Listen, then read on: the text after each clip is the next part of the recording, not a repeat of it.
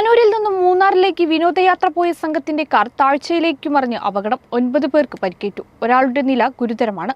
ഞായറാഴ്ച യാത്ര പുറപ്പെട്ട സംഘം തിരിച്ചു നാട്ടിലേക്ക് വരുന്നതിനിടെയാണ് അപകടത്തിൽപ്പെട്ടത്. ഏറ്റവും വലുത് ഫാമിലിയാണ്. വലിയ ഷോറൂം, വലിയ സൗകര്യങ്ങൾ, വലിയ ഫാമിലി. തിരൂരിൽ ഫാമിലി വെഡിംഗ് സെന്റർ.